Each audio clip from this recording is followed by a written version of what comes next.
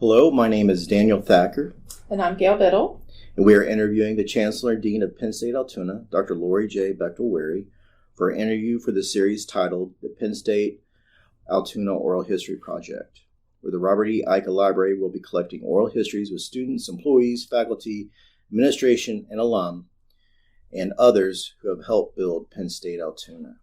Today we are here with Dr. Bechtel-Wherry to go over her time when she first came to Penn State Altoona and hopefully reached the year of around 1997 when Penn State Altoona became a college, a four-year granting institution.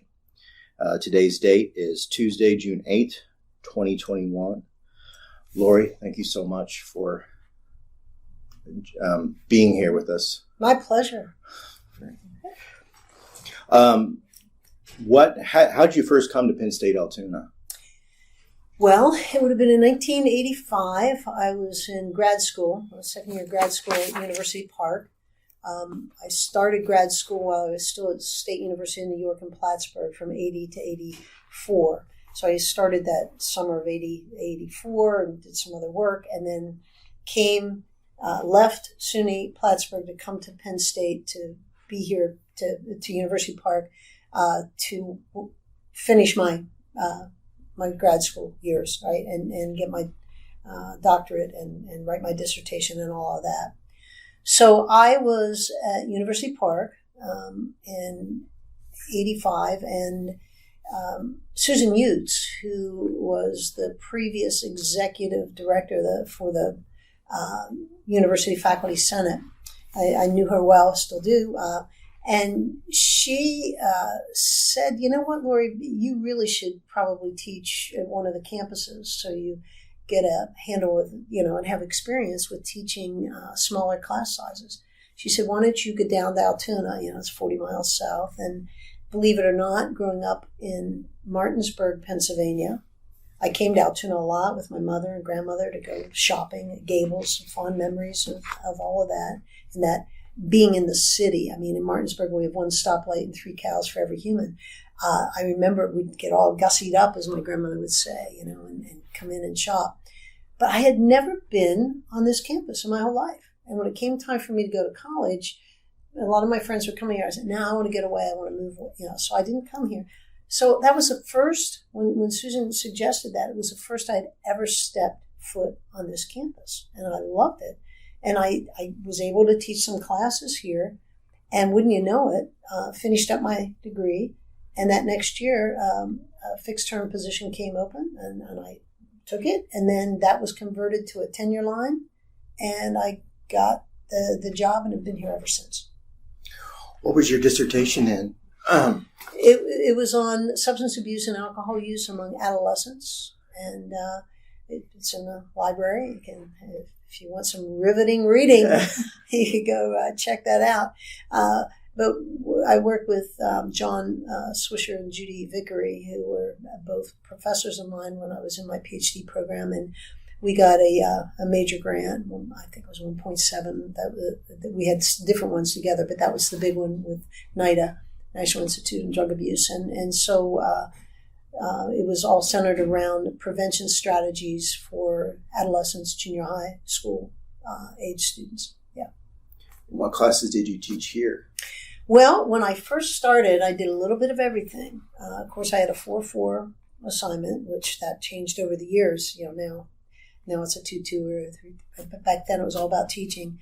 And so I taught health at what was called at the time Health at 60, which was a general health and human behavior, how to stay healthy course. I taught human sexuality. I taught alcohol and substance abuse courses, a course on eating disorders, lots of different things. And also, at that time, health and physical education were yoked together. So I also taught badminton and tennis. I played tennis in college, and I'm good at tennis and at ping pong and at badminton and some other sports too, but the racket sports are really my thing. So that was a lot of fun. Trying to think, I think that pretty much covers it. Death and dying, human sexuality, alcohol awareness, HIV AIDS. At the time, that was, talking the mid-'80s. and then anything else they needed me to do. And I was also then, for a short stint, that first year, maybe it lasted 2, the athletic director, because at that point we weren't Division III.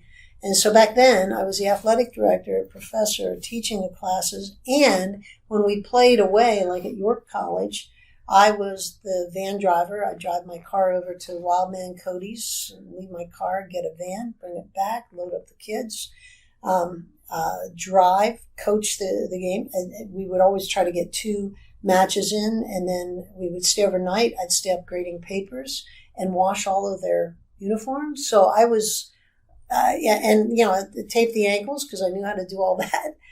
So I was a little bit of everything back then. We all pitched in and did what needed to be done. Well, what was it specifically here about this campus that you liked so much that made you want to stay then? The people.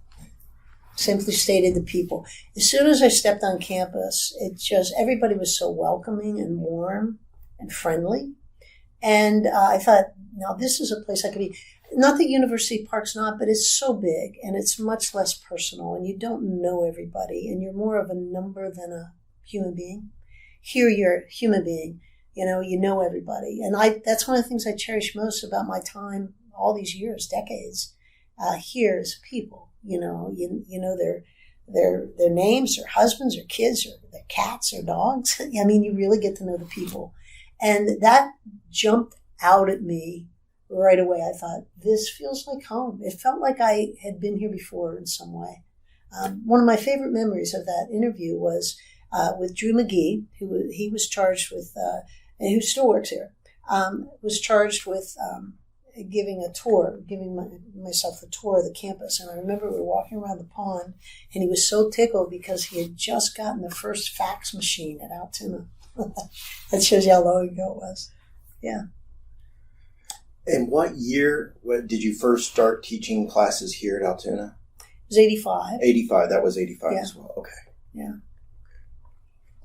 So what was the general atmosphere like here on campus and with the community? And the same as it is now, only smaller. The atmosphere was welcoming, caring, collegial. People knew your name. People were always willing to help, serving on committees. It was just a lot of fun. We have fun, and we still do have fun. We all work hard, so I think it's important to have some fun. And then the advisory board, and I got a chance to present to the advisory board and about my work different times early on. And what struck me was how caring and dedicated the advisory board was and still is. Many have passed now, but there are generations of like Tom Smith serving on, following in his father's footsteps, and others. Many of our donors, the Ports and Skies. At that time, there wasn't a Port Sky, but then there was a Port Sky, and there's still dedicated donors and others. So it was the community really cared about this campus, and when you know the history, you know why. The community of visionaries got the idea and built it, and they have, and generations still. Al Holtzing and his daughter now, it's on the advisory board. So that caring community and pride in Penn State Altoona. Did you have any, any regrets or worries about it being a 2-year college at the time and not doing research at a 4-year school? None whatsoever, because I'm part of Penn State and I already had a whole research team and was doing all that stuff, right?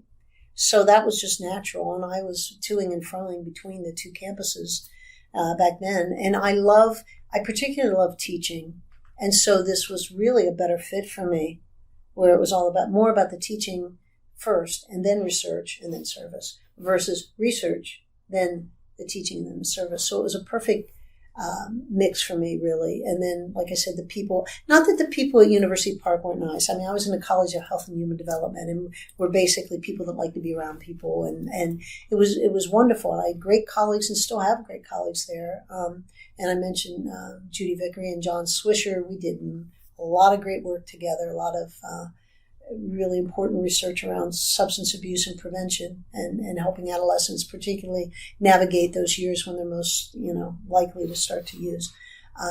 So I loved it. And so I had this small, intimate college campus, but yet 40 minutes away. Well, 45 if you drive safely, if one drives safely. And I still was toing and froing between the campuses, still am,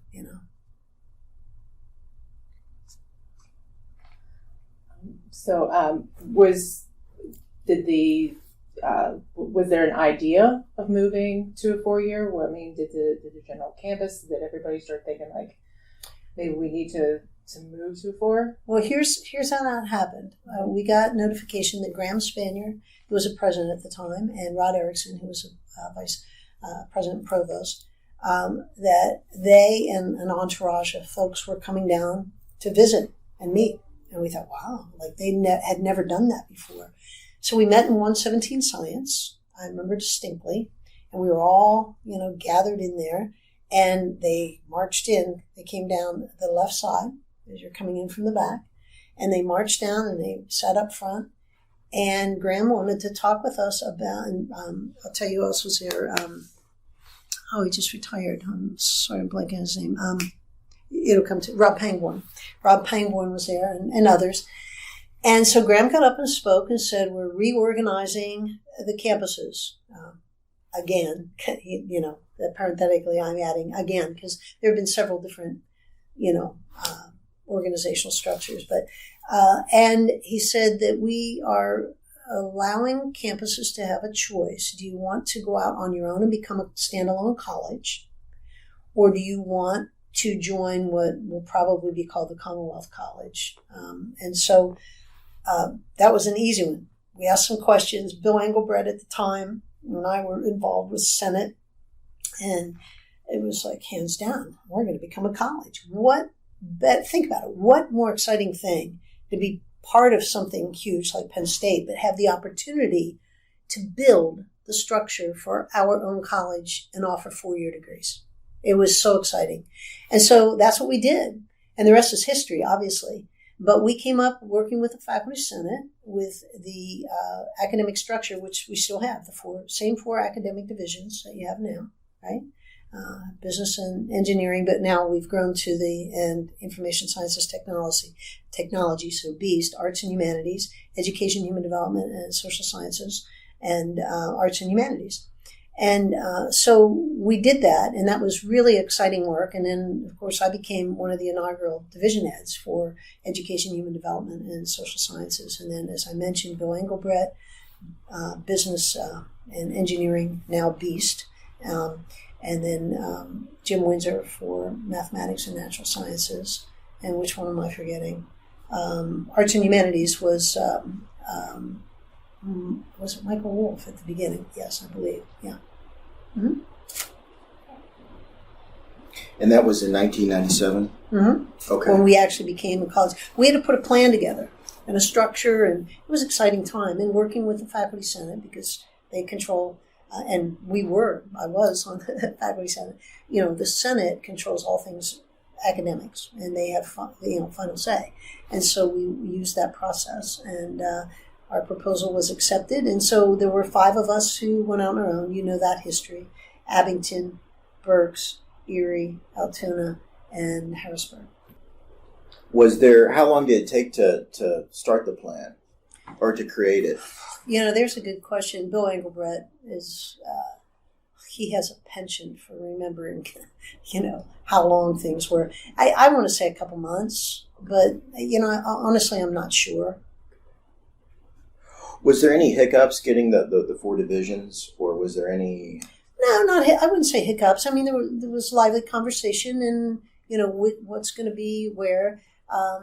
For example, political science was originally in education, human development, and social sciences, and later then it moved over to arts and humanities. So a little bit of change here and there, but pretty much we all were collegial and sat down and pounded it out and thought this makes sense. But I think it was Dan DeLeo then who kind of pushed to move, because in his discipline it seemed to him and others that it belonged in arts and humanities, and so we moved that. It wasn't a big deal, but that was after it was established, sometime shortly after that.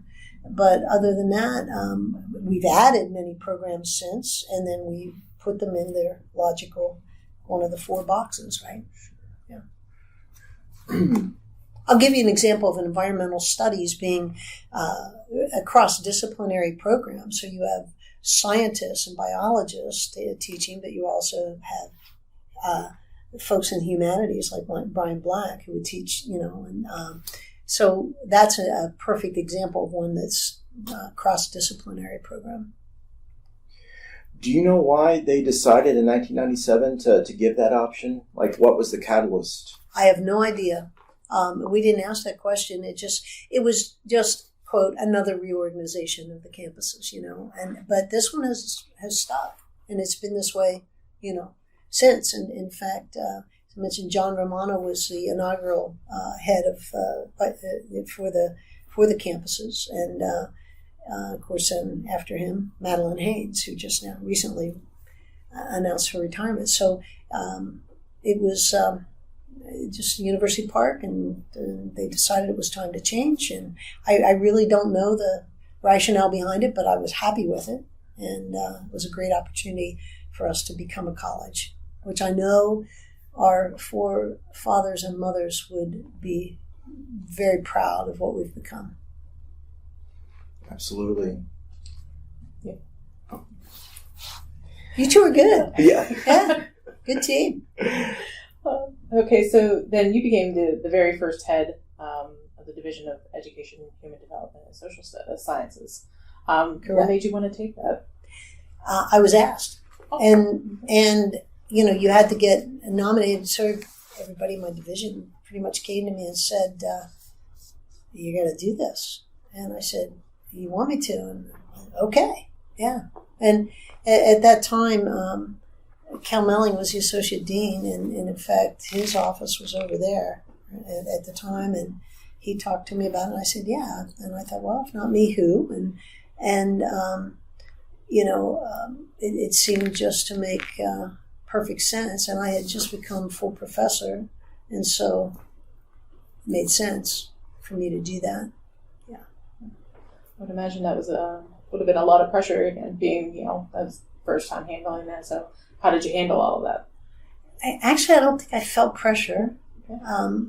I felt excitement, and I handled it because we're a team at Altoona, right? And I had great colleagues in the Senate, great inaugural division heads with whom to work, and we just kind of rolled up our sleeves and did it. I mean, to me, it was exciting. It's like an opportunity that most academics don't get a chance. You join something that's already built, and then you adapt to that. This was like it was like starting a brand new chess game, right?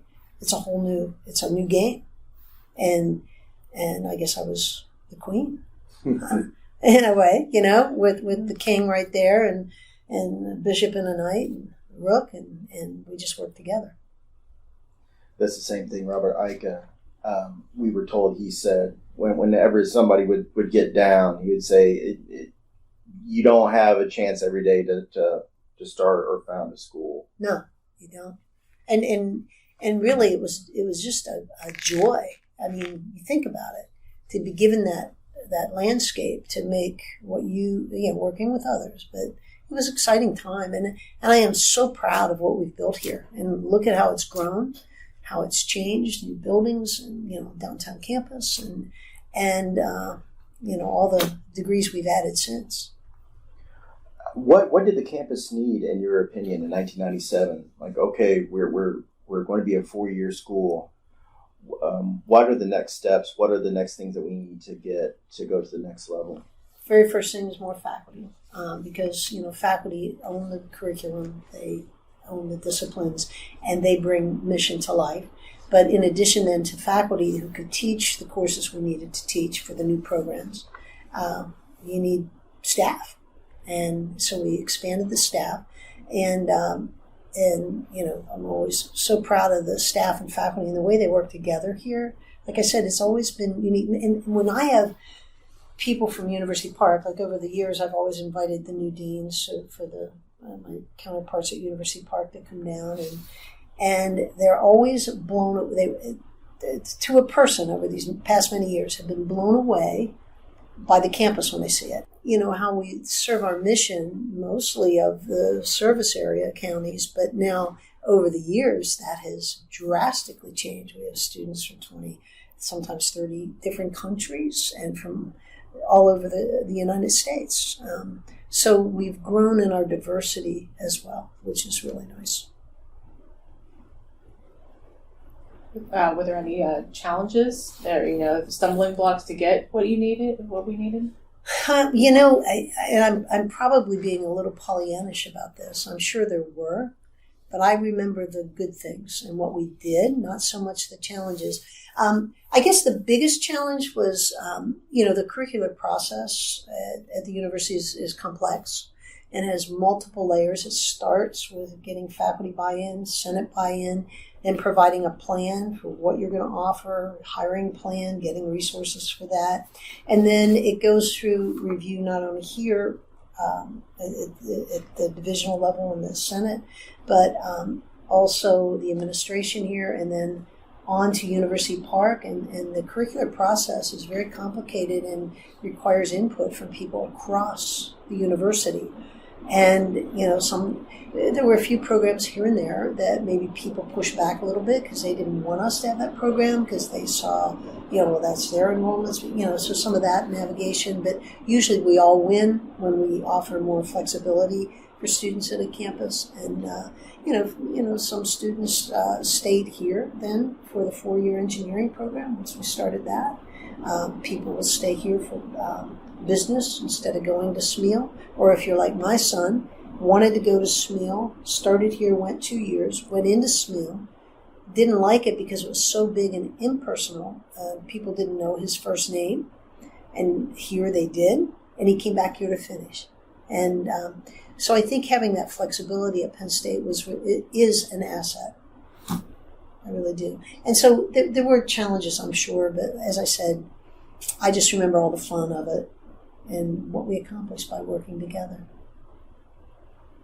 Did you enjoy kind of taking that admin role? I don't know. How did you feel about that? Yeah, well, that's a great question. And I was honored that my colleagues in Education and Development wanted me to be the inaugural division head. And, that was a unanimous thing. Laura, you've got to do this. And I thought, well, okay, sure, I can do this. And what fun it's going to be. But I always have just tried to be who I am. I don't put on airs. What you see is what you get. And but that helped. I had to start to think about things in a different way then. And then how do I break down that barrier? And how do I work with people? And I always say, we work. They'll say, it's great to work for you. No. We work with each other. You don't work for me. I don't work. Maybe I serve you as a leader, but we work with each other. But that was hard for me. But then after that, the next thing that happened is Cal Melling left. The associate dean position was open. I applied and got that. Was in it just for about a half a year, and then the whole change happened. And so people said, you have to apply for this. So I did, and I've been doing it now for 17 years, which doesn't seem possible to me. But so I think that having people view me in a new role, like I was somehow going to be a different person. I'm not. I'm who, warts and all, what you see is what you get. And but it's been fun. How did the city respond to Penn State Altoona becoming a four-year? The advisory board and folks, they were pleased as punch because they saw, the impact on the economy, as we were going to grow and add new residence halls and, increase, we're over 4,000 students and at our high mark, and we're under that by a couple hundred now, but we're still, that economic impact for businesses and for the people on the advisory board at the time who had served on it for decades. A lot of them have passed now, but then there's generational servers, right? Like Tom Smith or others. But anyway, they were just thrilled because this little dream used to be an amusement park, and I'm fond of saying some days it still is. I get a real kick out of the fact that the 4 academic division heads are in the what used to be the shooting gallery, which is apropos at any given day. But anyway, so they were very positive, and I think the town was thrilled. Yeah. Did we see a real increase, like, with students wanting to apply for here? Yeah. Yeah. Oh, yeah. Once we developed baccalaureate degrees, they wanted to stay. A lot of students, particularly if they were commuters, but others who just fell in love with the place. They came thinking, I'm going to go there. But they realized that how close they can be with their faculty members, the access they have to them. And like I said, my son's one example. It was like this big, place, and you couldn't walk in to see Deb Hammer or, have somebody to help him a little bit. You had to make an appointment. It was, he saw it and came back. Yeah. I think that's what sets us apart, really, our focus on student success, their learning, and their outside of classroom experiences, volunteerism, including the Volunteer program. I'm just so proud of that, because that first weekend they learn, if you're here, we're part of a community and you're going to serve the community. When did you become Chancellor and Dean? It was in January of 2004, I believe. Yeah. Yeah. Is that the right year? I think it is. Yeah. Yes, yeah. I'm pretty sure that's what it was. But it might have been 2005, because I think it was 2005. Yeah, it was, because I became Associate Dean in 2004 and didn't finish the whole year, because by the time I became that, I didn't have a whole 12 months in. And yeah, so it was 2005. And I would have interviewed and then started in January. Yeah. And what was the main driver to take those kind of positions? Well, really, for the division head, I already talked about that. And same then with the Associate Dean. People said, Lori, you got to apply for it. Cal Melling had been here for a long time. And I didn't got the job. And I loved that job, because you're really working closely with the faculty and academic programs. So when this came open, again, friends said, Lori, you've got to apply for this, because they knew me, right? And I guess if you know somebody and who they are and what they stand for, you feel more comfortable with them being a leader than, what you might get. Sometimes they look good, but I guess I was tried and true, you know what I mean? So I thought, yeah, I'll do that. And so we did. And I'll never forget when it happened. There's a great picture of me here with about 100 plus people. I don't know if you've seen that picture, but and there was a big ladder, and I climbed up so I could look down and see everybody in the back. And it was a big celebration, a big banner, and yeah. And so that's how. I heard about that. Yeah, that was pretty actually astonishing, because I've never heard anything like that before. That's a great vote of confidence from your. Yeah, it was, and I have a picture of that at home, and I can still see where John Lennox is standing, and Peter Scholl and others. But yeah, it was fun. And I didn't expect it. It was a surprise, total surprise. But I wanted to be able to talk, and then I couldn't see everybody, and so maintenance guys were there. They brought the big ladder down, and I crawled up on the ladder just so I could see everybody. It was fun, yeah. One thing you mentioned that I really liked was your concept of fundraising, your attitude towards fundraising. Oh, yeah. Because could you go into that and explain that? Yeah. It was one hesitation I had about the position. I mean, I knew the place really well, and I knew the academic world, and I knew the staff, and its home. But when I realized that, when I was applying for this, I have to. Here's what I thought of in my mind: I have to ask people for money, and I didn't know how I felt about that. I mean, that part was foreign to me, and I wasn't sure how I felt about it. So I signed up for a workshop that the development office at University Park was offering. It was the best thing I signed up for, and I did it early on, right out of the chute, as it were. And I remember they showed like 2-minute vignettes of interviews with people who had given major gifts to university. It was an outside consulting company that came in to do a workshop for people in the development world, and that meant me now. So I went to it. And I'll never forget this vignette. It was an elderly man, I think he had a navy or a black suit on, white hair, in his late 80s. And they were interviewing him in this 2-minute vignette about tell us why you gave this $7 million, I think it was $7 million gift to University of Nebraska. And I remember him sitting there, and he got all choked up. And he said, I'm just so thankful to the university for giving me the opportunity to feel really good about my success and my wealth, and being able to pay that forward to others. And that's when it clicked in my brain. I'm not asking people for money. I'm giving them an opportunity to feel good about their wealth and their success, and the opportunity to give it back to their community or to their alma mater or to something they're passionate about. And that switched it. And so for me, it wasn't long after that we got the Michon gift to rename. When was that? What year? Well, roughly. It was right after. I think it was that first year. I think it was 2005, because it might have been 2006. It was early on. It was my first major gift. My first 7. I shouldn't say mine. It's a team effort, but the first 7-figure gift that we got to name Michon. And I remember one faculty member was upset because we lost the word arts. Well, it's a Michon family, whatever. But they said, well, how can you change the name like that? I said, well, it's because the person gave $1.2 million. That's what we do. And then you get this money, and that helped us build on, dance studio and other things. So yeah, that was a big game changer for me, understanding that it's not about asking people for money.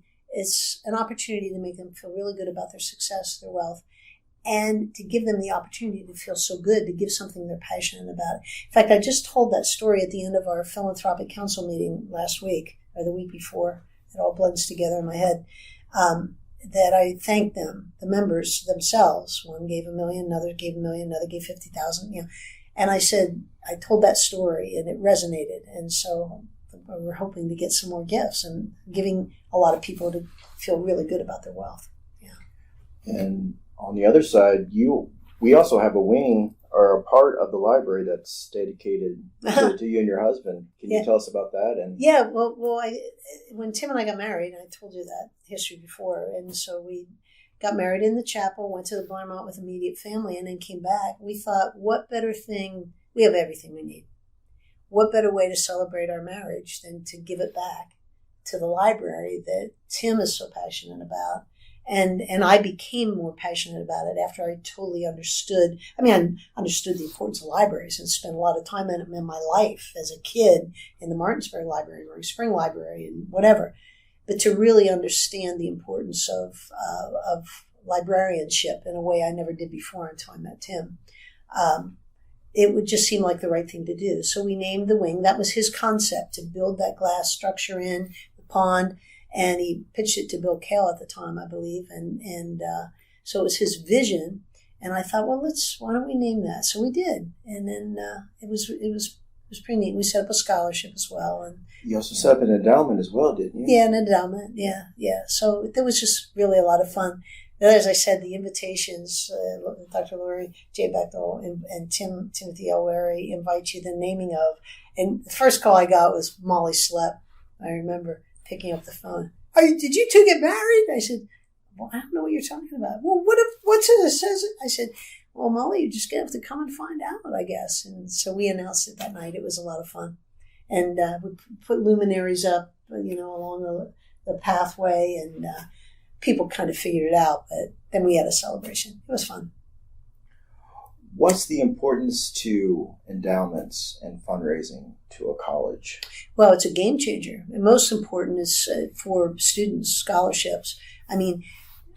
Literally, those gifts for scholarship help make the difference in a student being able to come to college. And then once they're here, being able to stay enrolled. It's a life changer. And if you think of what our mission is, to serve our immediate counties, the 5-county area, you have a lot of people coming from high schools where they've had great experiences and they're very smart and they have capability, but not the means to do it. And so what's more important than helping someone who's talented and has the will, but not the means, to be able to have the means so they can get a college education. And you think of the ripple effect of that, not only in their life, but their kids and grandkids and beyond. And then the effect it has in the immediate community, particularly if they stay here. It just feels like the right thing to do. And it's an easy pitch for me to, we just got another $3.7 million gift from Steve and Nancy Sheets. And a large part of that is scholarships, because what's more important than helping others to succeed in life? And you think about that. You help that one person, the multiplicative effect that has. I love the starfish story, the old man in the sea, and his kids throwing them back in, starfish in that are going to die. And he said, but there's so many miles to the beach and so many starfish. What difference can it possibly make? And the little boy holds up this one and says, what matters to this one? Throws it back in. I love that story because it's so true. And that's what scholarships do for people, students. And one thing that I was blown away coming here to Penn State Altoona was the faculty and their credentials, of Penn State Altoona attracting that kind of faculty and staff. Mm-hmm. Mm-hmm. Well, we early on, what's more exciting than to join a place that's building a college and be part of building a program and be part of that? And what you'll find is, now some people have come and gone on to other things, or maybe they didn't feel it was a good fit, or maybe they didn't make it through the tenure and promotion process, whatever. But we have a really good retention rate of our faculty, hiring great people. And my philosophy with faculty is this, and I know this from being one. The best thing I can do is give them the resources they need to do their job and stay out of their way and let them do their thing. Now, unless it's, an unrealistic ask for something. But we try to find a way to meet those needs and then give them what they need, empower them to be creative and stay out of the way. And that model's worked pretty well. Some people, maybe it wasn't a good fit, they moved along, they chose to, or some didn't make it on the tenure track, they had to move along. But most of our folks come here and stay for a long time. Yeah. I was here when we hired Ian Marshall, he just retired,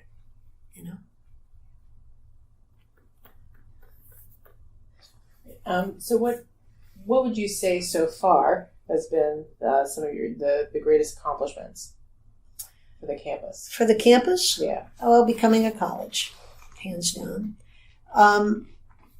Adding buildings and renovating spaces, particularly labs and other things.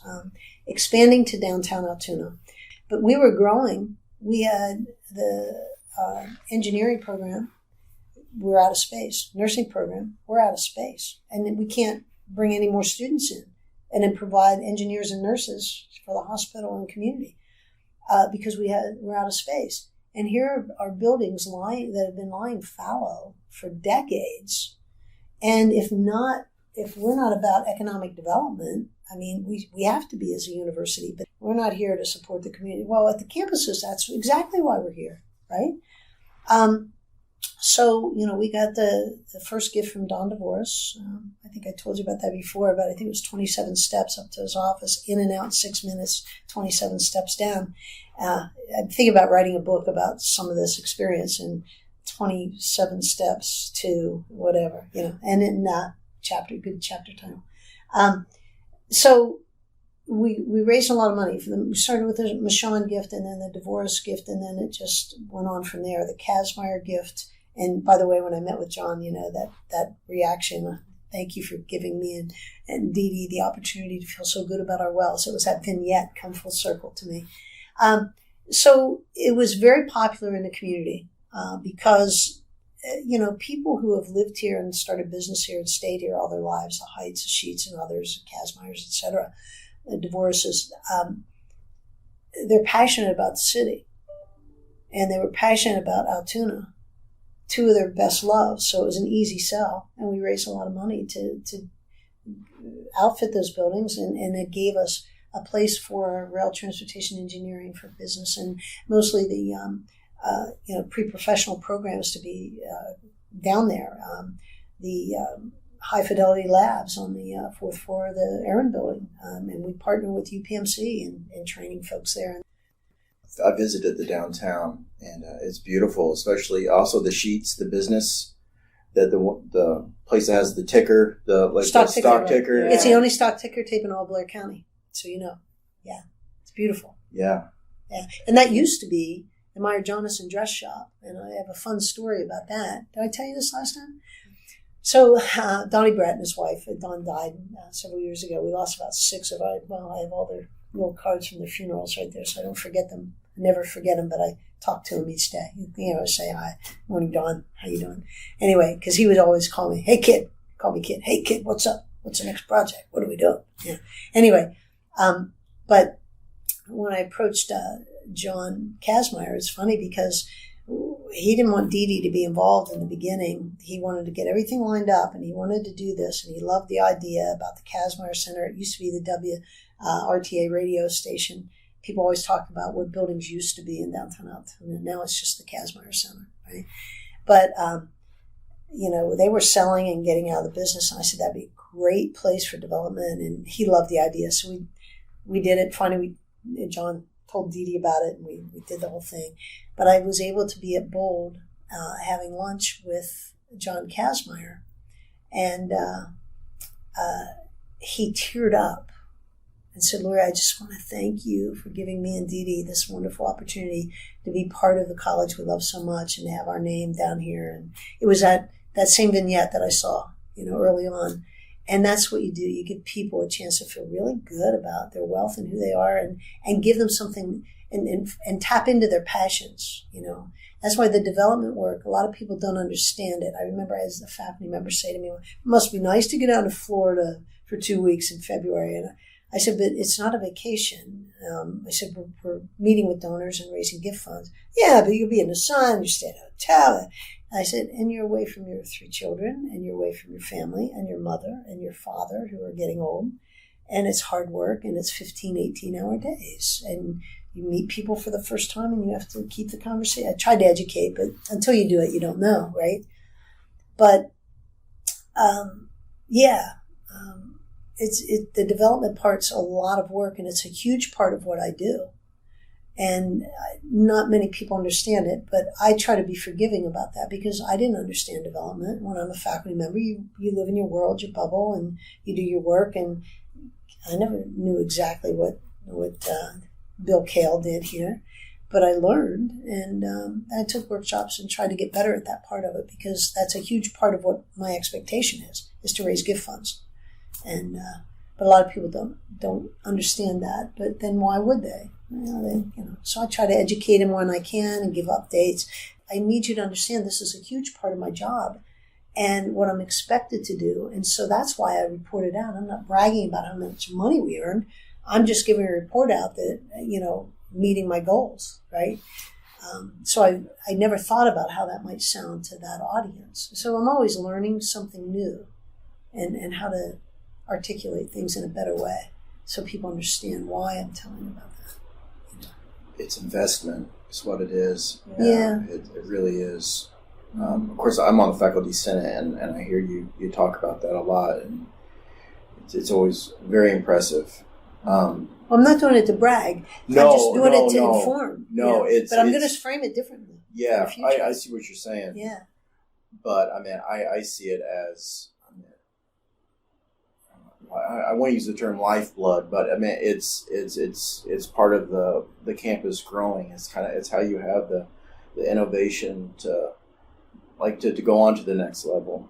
Well, and in some cases, it's a lifeblood to students, but it's a lifeblood to the faculty. And if you look at what Steve and Nancy just did, over $5 million, to support diversity scholarship, to make the Sheets Fellows program be here forever. It's endowed now. And to give every student who becomes a Sheets Fellow $10,000 and another $10,000 when you graduate and go start businesses and do things, So it's really a way for us to future-proof those kind of gifts, those transformational gifts, future-proof the college and our programs. I so much before I retire want to get an endowed professorship. Now, Steve and Nancy did endow the directorship of the Sheets Fellows for Donna Bond, and then whoever comes after her. So we've future-proof the Sheets Fellows Program.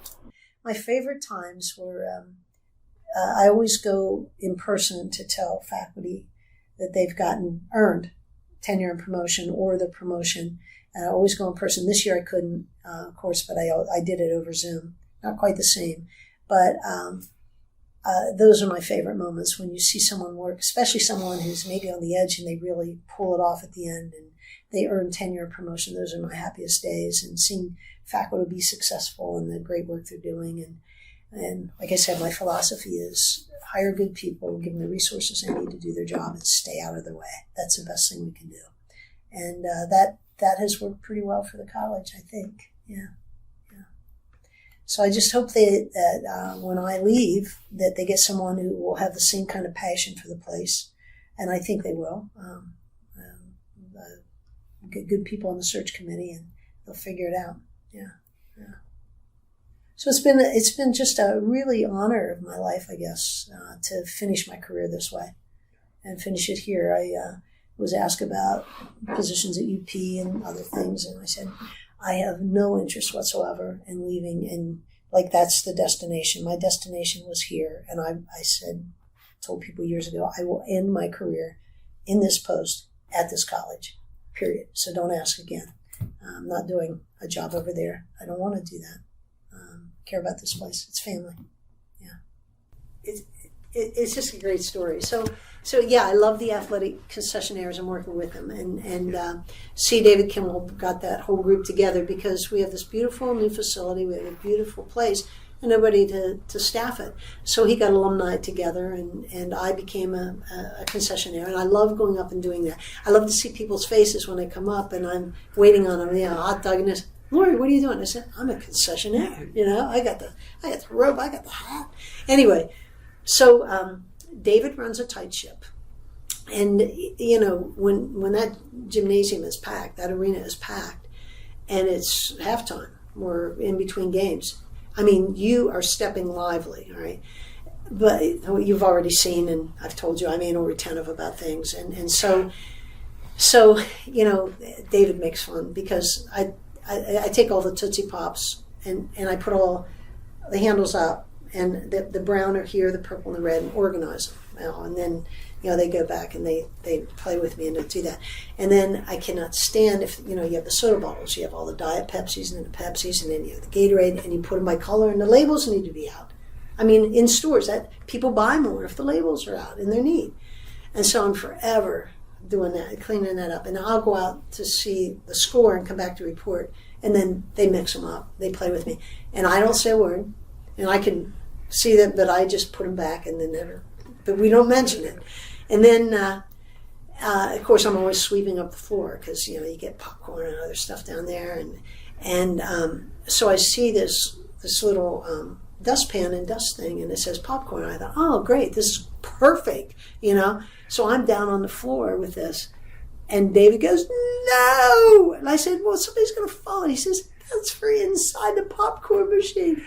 Oh my so goodness! Of course, we had to throw that out. Yes. And but I didn't know it said popcorn. So, and at the end of that season, he gets a little gag gift for everybody and treats us, down to the Wingate, and we do a little celebratory thing, and he gives little awards. Well, I got a regular size dustpan and a broom. That was my gift, and everybody got their own. But David just knows how to treat people in that way.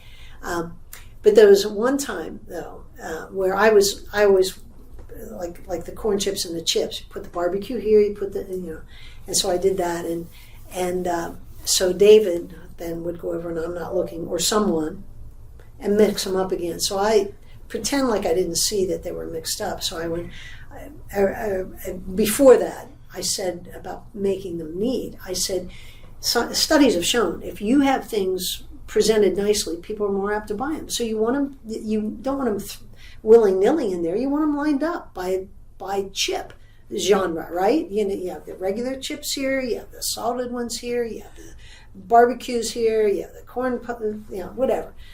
So they would always do this game with me, so I got them back. I went in and found a student who I knew, and I said, John, I want you to do me a favor. I said, it's going to sound a little silly. I said, I want you to go out to the concession stand. I said, and I told him the story, meat sells. And so I had just organized it before I went in. I said, I want you to go in there and I want you to look at the chips and corn chips, what you're going to get, play it up a little bit and get one bag and maybe I'll get this one. And so he did that with 4 or 5. And so I stayed in and watched the game for a little bit and I came back and I said, man, it must have been a run on chips. And yeah. And I said, they're almost gone, and I said, I told you, line them up neat. People are going to come. They're going to buy them, And then I confessed, of course, that was all a stage. But we do stuff like that. We just have so much fun. And it's a good group of people. And sometimes we're just, back and forth. But it's all good fun. And it's fun to see people that say, well, what are you doing working there? I said, I'm a concessionaire. I'm working with my friends, Yeah. Anyway. But David's a special guy. And I love that he told the story about his retirement. And I said, I don't really want to retire. And he came back and worked 60 years. I love that story. Yeah. And we still work together. Yeah. All right. So thanks for making time. It's been a lot of fun. Yeah, if you need anything else or think of anything else, just let me know. We'll get together again. Okay. Thank you so much. Yes. Thank you. Well.